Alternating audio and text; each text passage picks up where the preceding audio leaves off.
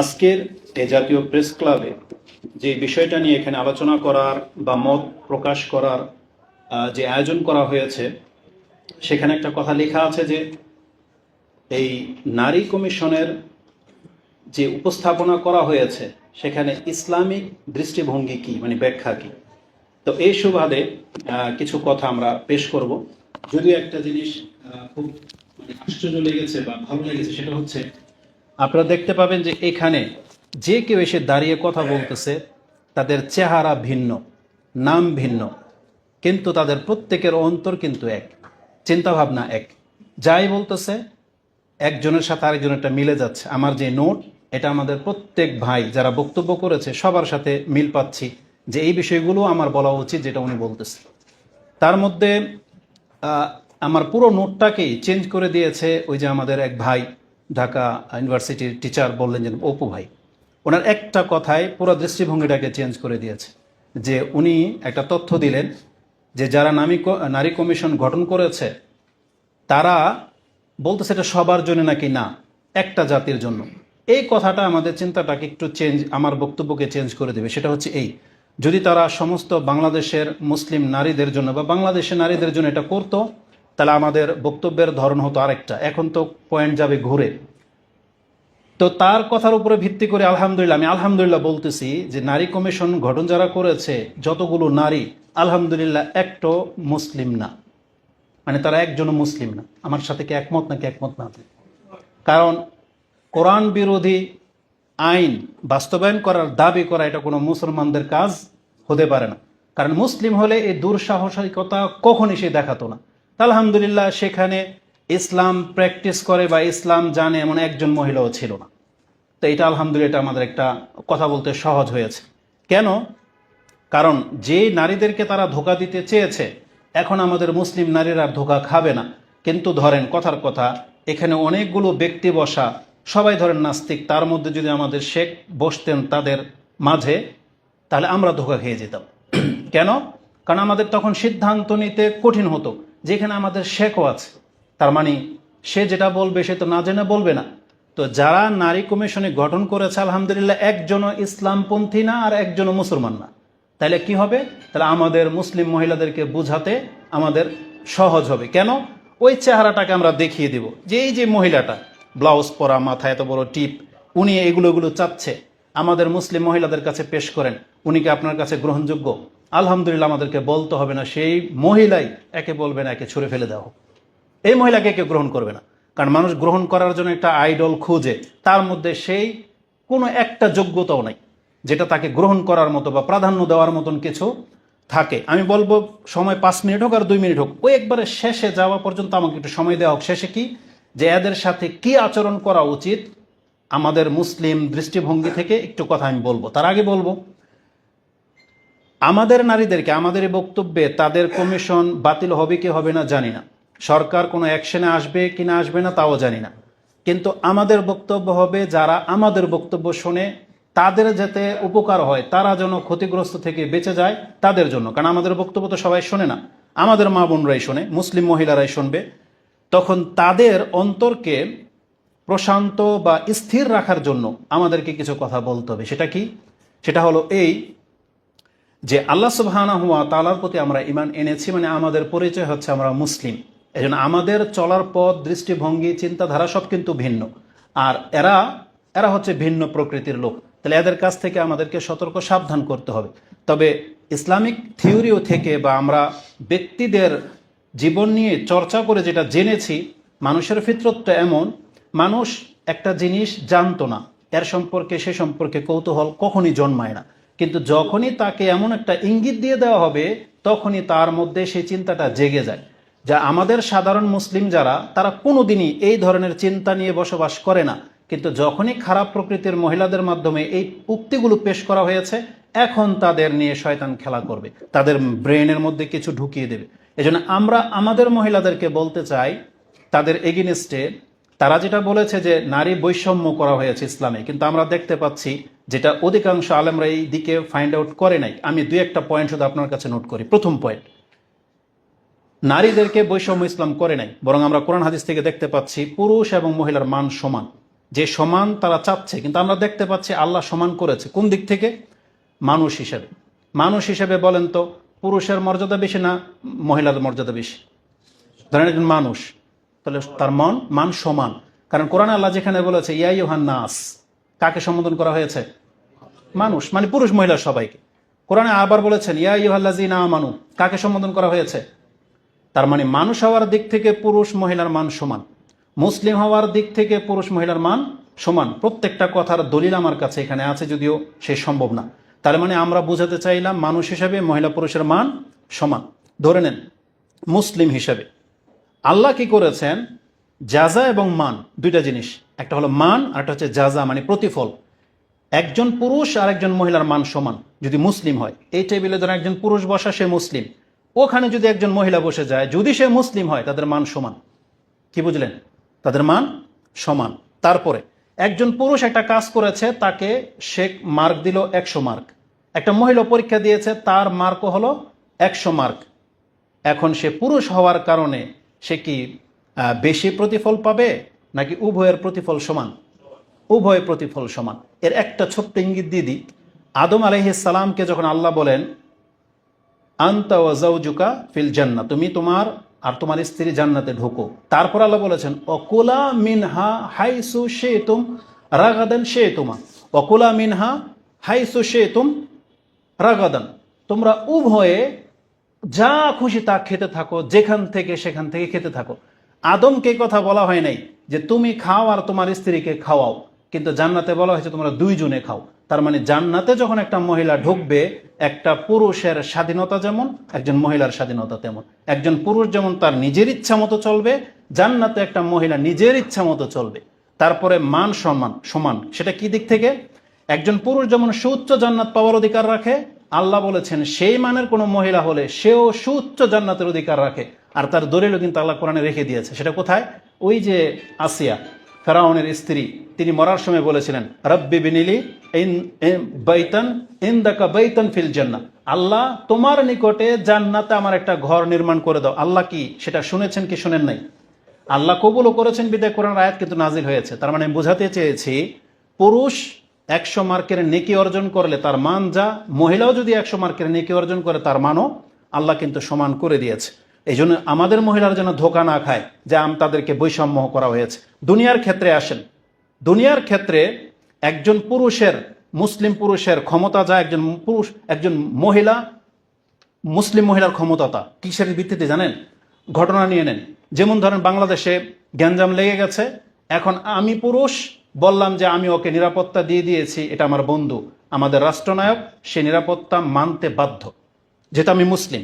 ঠিক একটা মহিলাও যদি বলে যে শেখ আমি উনাকে নিরাপত্তা দিয়ে দিচ্ছি, ইসলাম সেটাকে অ্যাকসেপ্ট করতে বাধ্য।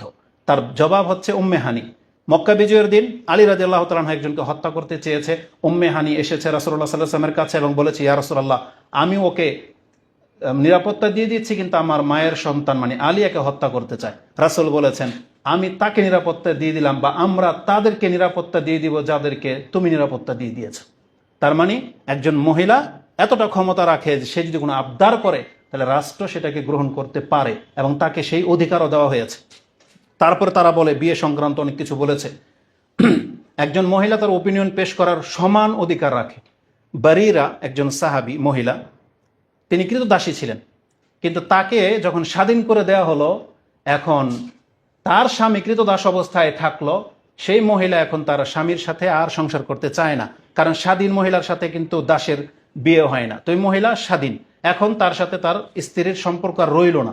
সে যখন মদিনার অলিগলিতে চলে, তার স্বামী, নামটা এখানে লেখা আছে, সে এত কান্না করতো পাগলের মতো, রাসূল ইসলামের কাছে রিকোয়েস্ট করছে। রাসূল নিজে গিয়ে বাড়িরাকে বলেছে যে তুমি ওকে গ্রহণ করে নাও, এ তো পাগল হয়ে যাচ্ছে। তখন বলছি ইয়া রাসূলুল্লাহ, এটা কি আপনার ফয়সালা নাকি এটা আপনার রিকোয়েস্ট? রাসূল বলছে বাস এটা আমার শাফাআতি, মানে এটা আমার অনুরোধ। তখন বলতেছে এর কোনো প্রয়োজন আমার নাই। তার মানে আপনার যদি এটা অনুরোধ হয়ে থাকে ইয়া রাসূলুল্লাহ, তাইলে আমি ওকে নিতে চাচ্ছি না। রাসূল তাকে জবরদস্তি করে নাই। আর যদি বলতেন এটা আপনার আইন, তাহলে এটা হচ্ছে ইসলাম। কিন্তু ইসলাম এতটা ক্ষমতা দিয়েছে যে একজন মহিলা, সে স্বাধীন, তার সাথে সংসার করার কোনো প্রয়োজন নাই, এমনি কেটে গেছে, তাহলে রাষ্ট্রনায়ক তাকে বাধ্য করতে পারবে না। রাসূল সাল্লাল্লাহু আলাইহি ওয়াসাল্লাম সেই তাকে অনুমতি দিয়ে দিয়েছে।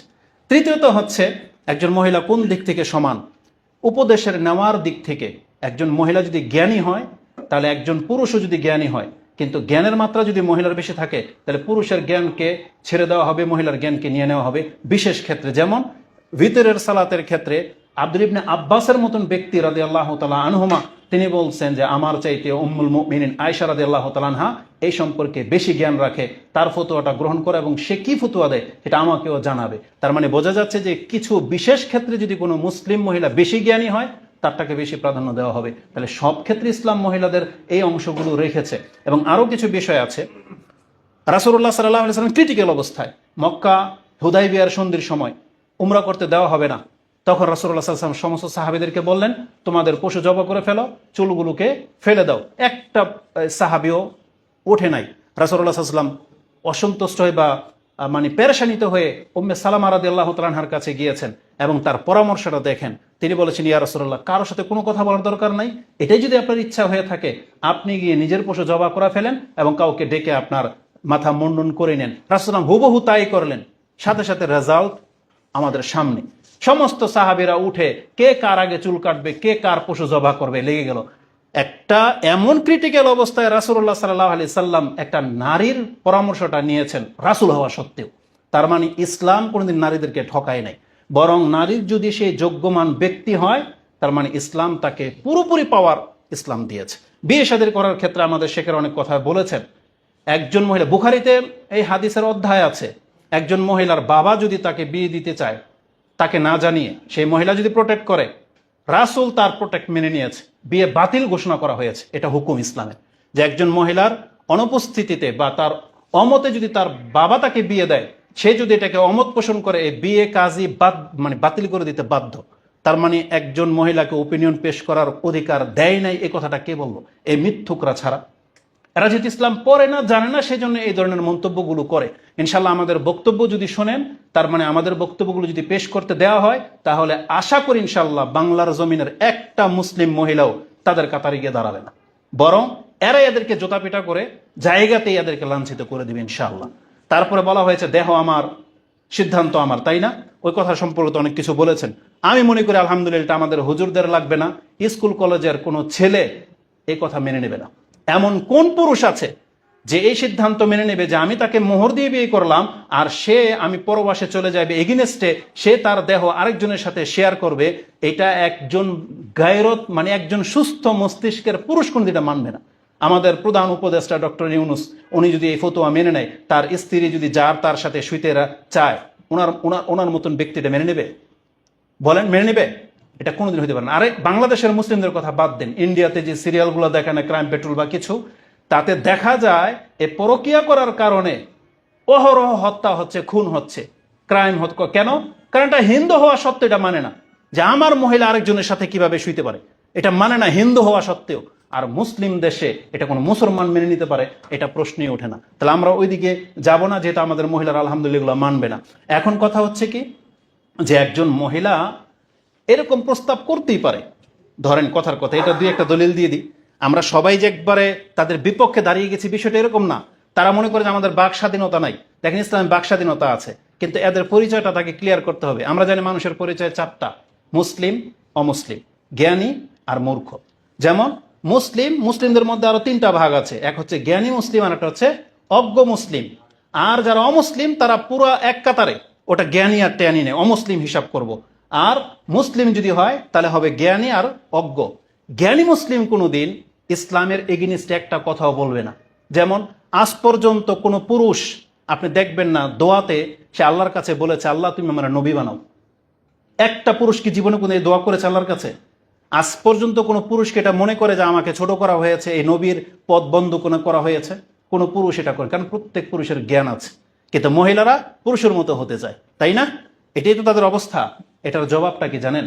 আল্লাহ সুবহানাহু ওয়া তাআলা আমাদেরকে জানিয়ে দিয়েছেন জ্ঞানী আর মূর্খ কোনদিন সমান হতে পারে না, যে আয়াতগুলো আমার সামনে আছে। তো এরা কারা, এটা পরিচয়টা স্পষ্ট করতে হবে। প্রথম গণ্য করতে হবে এরা অমুসলিম। এরা প্রত্যেকটা হচ্ছে অমুসলিম। অমুসলিম যদি কোনো মুসলিম রাষ্ট্রে মুসলিমদের তকদিরের ফয়সালা করতে চায়, আমি মনে করি আমাদের মুসলিমদের উচিত এদের তকদিরের ফয়সালা এই চান্সে করে ফেলতে হবে। এদের তকদিরটা কি হবে এখন? ওই ফয়সালা আমাদেরকে করে ফেলতে হবে। সরকার যদি না করে, এই দায়িত্বটা আমাদের মুসলিমদেরকে নিয়ে ফেলতে হবে, এবং একটাকেও ছাড়া মনে হয় উচিত না।